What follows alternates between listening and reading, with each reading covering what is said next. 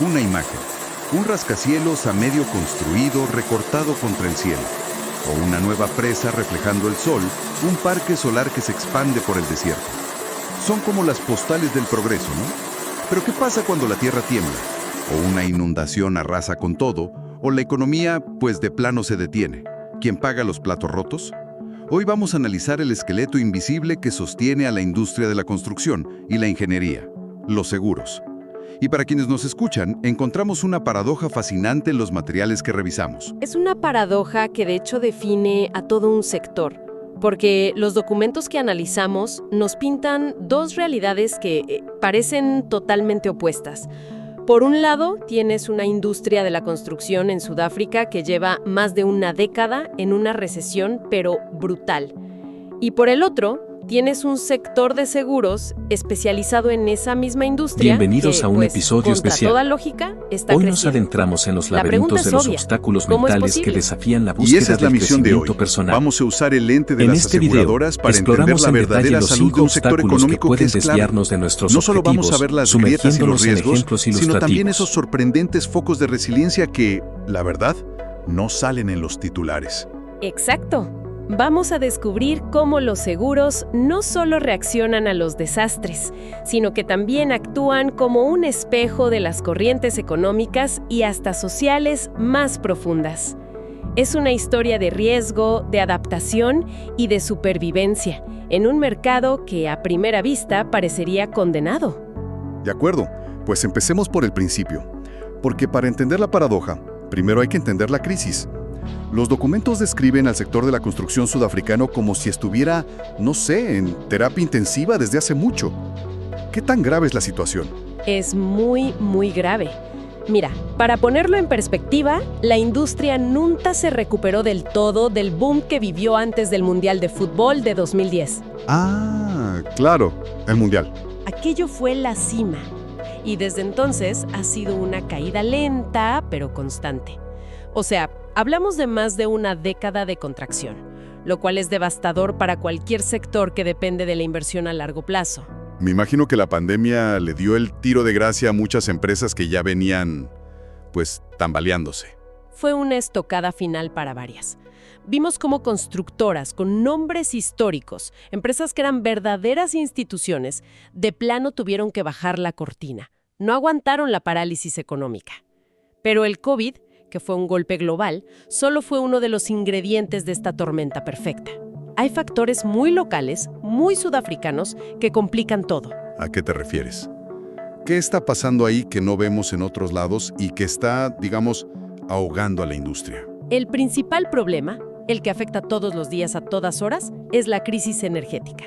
Allá lo conocen como load shedding. Load shedding. Sí, son cortes de energía programados y constantes. El gobierno los implementa porque la red eléctrica, pues, simplemente no da abasto. Vaya, suena terrible. ¿Y cómo se supone que funciona una obra de construcción así? Es casi imposible. Imagínate que tienes una grúa a punto de levantar una viga de varias toneladas y de repente, ¡pum!, se va la luz. No, bueno. O que estás virtiendo concreto y las mezcladoras se apagan. No solo genera retrasos monumentales y sobrecostos, sino que crea riesgos de seguridad enormes. La cadena de suministro se rompe, la maquinaria se daña, es un lastre constante. Entiendo, es como un freno de mano permanente. Pero siempre se habla de que la inversión pública en infraestructura es la gran palanca para reactivar la economía. ¿El gobierno no está haciendo nada para contrarrestar esto? Y ahí está la tercera pieza del rompecabezas. Y quizá la más frustrante de todas. En el papel, el gobierno está haciendo su parte. En el presupuesto 2023-2024 se asignó una cifra que suena espectacular. Unos 159,000 millones para infraestructura. Todo mundo estaba con la expectativa por los cielos. Pero del dicho al hecho, Hay un trecho burocrático inmenso. Ese dinero está asignado, pero no se ha ejecutado. O sea, no se ha traducido en los megaproyectos que la industria necesita para revivir. Nuevas carreteras, presas, puertos. Lo que se ve es un goteo, proyectos pequeños que se liberan por etapas. Es como intentar llenar una alberca con un gotero. No genera el impulso necesario. ok, el panorama está clarísimo y es bastante gris. Empresas cerrando, una crisis energética que paraliza todo y un gobierno que promete dinero que nomás no llega. Pero entonces, algo no me cuadra. Si se construye menos, si el pastel es más pequeño, ¿cómo es que las aseguradoras de este sector están creciendo? ¿De dónde sale el negocio? Esa es la pregunta del millón. Y la respuesta revela cómo funciona realmente el financiamiento de las grandes obras. Aquí está la clave que casi nadie ve. En la mayoría de los casos, el verdadero cliente de la aseguradora no es tanto el constructor, es el banco que está detrás del proyecto. A ver, explícame eso un poco más. Mira, ningún desarrollador saca de su bolsillo el dinero para construir, no sé, una planta de manufactura o un complejo de departamentos. Va a un banco, a un fondo de inversión y pide un préstamo. Y estos prestamistas tienen una regla de oro, una condición no negociable para soltar el dinero. ¿Cuál? El proyecto debe tener un seguro de ingeniería completo y robusto desde el día 1. El seguro no es una opción, es el boleto de entrada para que el proyecto siquiera exista. Claro, es una demanda forzada estructural. No depende de si la economía va bien o mal. Mientras alguien consiga financiamiento para construir algo, por una ley no escrita del sistema financiero, va a necesitar un seguro. Exactamente. Eso crea una base de demanda constante. Pero, como bien dices, todavía se necesitan proyectos que financiar. Y aquí es donde las fuentes nos muestran unos nichos de resiliencia muy interesantes, lo que llaman focos de excelencia. O sea, como islas de crecimiento en medio del océano de la recesión. Justo así. El primero y el más obvio es el sector privado. A pesar del panorama, las empresas privadas no pueden darse el lujo de detenerse. Siguen invirtiendo en su propia infraestructura, construyendo nuevas plantas, expandiendo sus centros de distribución. Son ellos los que mantienen la maquinaria en movimiento. Y luego, los documentos mencionan una tendencia que me pareció fascinante. Algo nacido directamente de la pandemia. La reconversión de edificios de oficinas, ¿cierto? Es una genialidad. Con el home office, las ciudades se llenaron de gigantes de cristal y acero vacíos, un dolor de cabeza inmobiliario. Pero algunos promotores vieron la oportunidad y están comprando estas estructuras para convertirlas en complejos residenciales. Y cada una de esas conversiones es, para efectos del seguro, un proyecto de construcción nuevo desde cero. Por supuesto.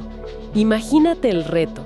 Tienes que asegurar la transformación de un edificio diseñado para cubículos en los 90 en cientos de departamentos modernos. Los riesgos son totalmente distintos. Plomería residencial, sistemas contra incendios para viviendas, balcones. Es un mundo nuevo para un edificio viejo. Y el tercer foco, que parece ser el de mayor potencial, son las energías renovables. Sin duda, es la gran historia de éxito. Irónicamente, la misma crisis de load shedding que ahoga la construcción tradicional está impulsando un boom en las renovables. Hay un interés internacional enorme por invertir en proyectos de energía en Sudáfrica. Y lo más interesante es que está ocurriendo a todas las escalas. Los documentos lo explican muy bien. Empieza en lo micro. Una familia que, harta de los apagones, instala paneles solares en su techo. Luego escalas a lo mediano, un centro comercial que hace lo mismo. Y de ahí te vas a lo macro, grandes corporativos construyendo sus propios parques solares. Y cada una de esas instalaciones, desde la casa hasta la mega planta, es un proyecto de ingeniería que necesita ser asegurado. Si sumas todos estos nichos, la inversión privada, las reconversiones y el boom de las renovables, de pronto tienes suficiente actividad no solo para mantener a flote al sector de seguros de ingeniería, sino para hacerlo crecer. Ok, ya entendimos de dónde viene la demanda. Ahora vámonos a lo práctico. ¿Qué es lo que se vende exactamente? ¿Cómo funciona una de estas pólizas en la vida real? Fundamentalmente, hay dos productos estrella que están impulsando este crecimiento. El más importante, la columna vertebral del seguro de ingeniería, es la póliza conocida como todo riesgo para contratistas. En el argot internacional se le conoce como póliza CAR por sus siglas en inglés.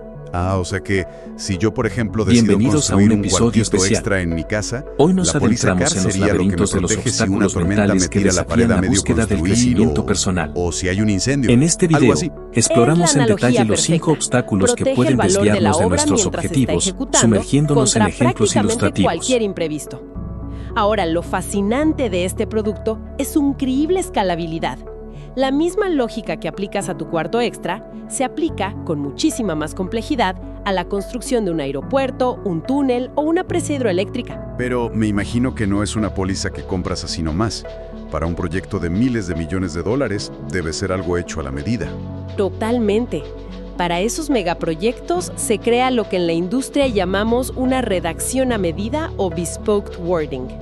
Es un documento legal y técnico de cientos de páginas, diseñado específicamente para los riesgos únicos de ese proyecto. Y para que funcione, se necesita una colaboración casi simbiótica entre tres partes. El cliente, el corredor de seguros y la aseguradora, supongo. Justo. Es una sociedad. El cliente tiene que ser un libro abierto sobre cada detalle. El corredor de seguros tiene que traducir esos detalles en riesgos. Y la aseguradora debe tener la capacidad técnica para diseñar la cobertura precisa. Si una de esas tres patas falla, la protección puede tener huecos fatales. ¿Y el segundo producto clave? Es mucho más directo. Es la póliza de todo riesgo para maquinaria y equipo de contratistas, también conocida como CPM. Si la póliza CAR cubre la obra en sí, los ladrillos, el cemento, la póliza CPM cubre las herramientas, las grúas, las excavadoras, los camiones, todo ese equipo que vale millones. Esas dos pólizas son el pan de cada día y el motor del crecimiento. Entendido. Tenemos un sector que sobrevive y crece gracias a estos nichos y a una demanda estructural. Pero me brinca una duda.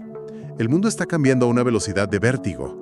Me imagino que los riesgos para un proyecto de construcción hoy, pues no son los mismos que hace 10 o 20 años. Ni de cerca. Y eso nos lleva a la parte más compleja y quizá más preocupante del panorama. El paradigma del riesgo ha cambiado por completo y el protagonista de ese cambio tiene un nombre muy claro: el cambio climático. Ya no es una discusión teórica para el futuro, es una realidad que está generando pérdidas multimillonarias ahora mismo. Los documentos son muy enfáticos en este punto. Mencionan que, históricamente, las grandes reaseguradoras globales, que son, digamos, las aseguradoras de las aseguradoras, veían a Sudáfrica como un mercado de bajo riesgo, casi como un paraíso de estabilidad climática. Esa percepción se hizo polvo, ya no es válida. Los ejemplos son abrumadores. Y no hablamos de una simple inundación, hablamos de eventos como las inundaciones en la provincia de KwaZulu-Natal, donde puentes enteros desaparecieron. ¿En serio? Sí, carreteras colapsaron, sitios de construcción fueron literalmente arrastrados por el lodo. Las pérdidas fueron de tal magnitud que obligaron a todo el mercado global de reaseguros a recalcular el riesgo de un país entero. Y no es un evento aislado. También se mencionan inundaciones en la región del Cabo e incluso pequeños, pero significativos, terremotos en Johannesburgo, un área que no se consideraba sísmica. Y todo esto tiene consecuencias económicas directas. La primera y más obvia, el costo del seguro está subiendo. Si el riesgo aumenta, la prima tiene que aumentar. Pero no es solo eso, las aseguradoras también están imponiendo más restricciones, deducibles más altos, están siendo mucho más selectivas. Se menciona un caso extremo en Australia que suena a película de desastre. Es una anécdota que le pone los pelos de punta a cualquiera en la industria. Después de varias temporadas de inundaciones catastróficas, las reaseguradoras llegaron a plantear seriamente la posibilidad de dejar de ofrecer cobertura para inundaciones en ciertas zonas de Australia. Su argumento era brutalmente lógico. Decían que ya no era un riesgo, algo que podría pasar, sino una certeza, algo que iba a pasar. Vaya. Y no se puede asegurar una certeza. ¡Qué idea tan aterradora! ¿Que un riesgo se vuelva tan común que ya no sea asegurable, dejando a comunidades enteras, pues, desprotegidas? Al final se retractaron por la presión pública y política, pero la advertencia quedó en el aire. Y a esta nueva y volátil realidad climática, en el caso de Sudáfrica, tienes que sumarle los riesgos locales de siempre. Como el robo de cable, que es un problema endémico, o la llamada mafia de la construcción. Exacto. Grupos de extorsión que llegan a las obras y exigen dinero o contratos a cambio de protección. Y por si fuera poco tener que lidiar con el clima y la economía, encima tienes que presupuestar la extorsión. Es surrealista. El desafío hoy no es solo evaluar el riesgo de un proyecto, sino hacerlo en un contexto de incertidumbre sin precedentes. En resumen, lo que estamos viendo es un fascinante campo de batalla. Por un lado, una industria de la construcción que, cojea, pero que se mantiene viva gracias a nichos inesperados como la reconversión de edificios y la explosión de las energías renovables. Y por el otro, un tablero de juego cuyas reglas están siendo reescritas en tiempo real. Los riesgos climáticos y la inestabilidad económica hacen que la protección sea más cara y compleja, pero, irónicamente, también la hacen más indispensable que nunca. Es una tensión constante entre la necesidad de construir y el creciente costo de proteger lo que se construye. Y esto nos lleva a una reflexión final que va más allá de los seguros y que aplica a cualquier industria en crisis. Los documentos señalan algo crucial.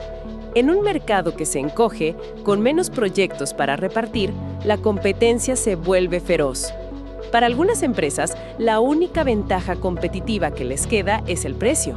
Simplemente ofrecer la cotización más baja para ganar el contrato a como dé lugar. La famosa carrera hacia el abismo. Potencialmente, porque esa presión a la baja en los precios es muy peligrosa.